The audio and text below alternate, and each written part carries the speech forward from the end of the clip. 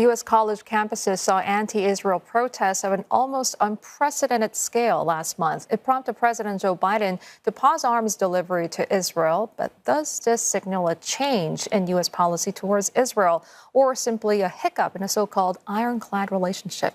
Benji Hyer reports from New York in the first of our three-part series on how the Gaza war has affected dynamics between the key players in the Middle East. United will never be defeated! For weeks, this dominated news in the United States.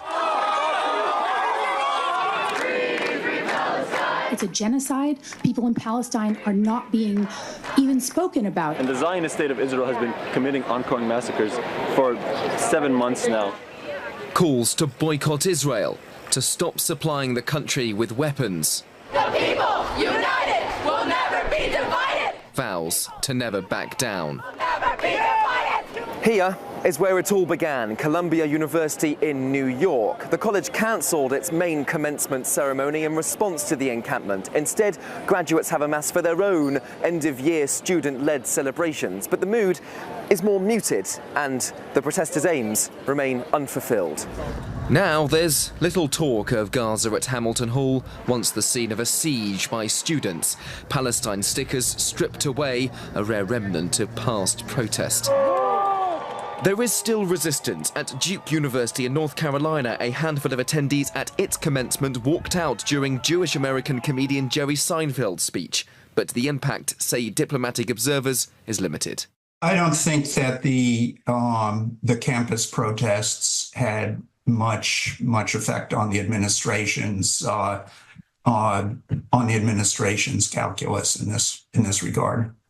There was a hint that widespread discontent at scenes like this would spark a shift. Days after the US broke decades of precedent by pausing a shipment of high-payload munitions to Israel, President Joe Biden pledged to stop sending some bombs and artillery shells if Israel's army launches a major invasion into heavily populated areas of southern Gaza.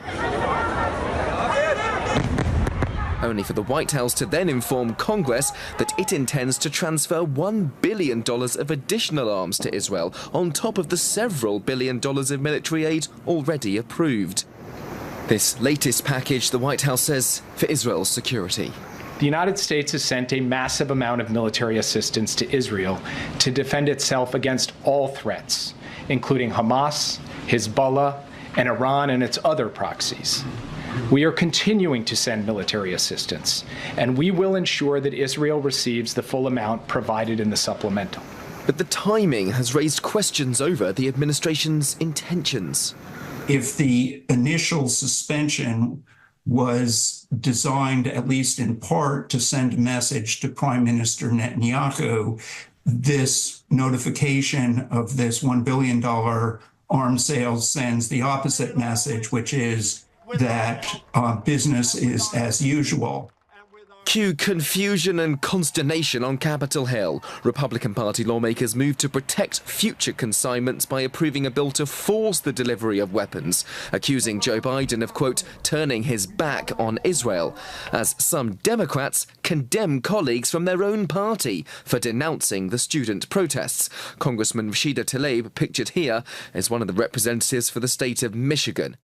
President Biden needs Michigan. Michigan is a swing state, and with the recent issues with Hamas and Israel, we have a large Arab community in Michigan, and there has obviously been some concerns, and it's important that President Biden gets the Arab American vote.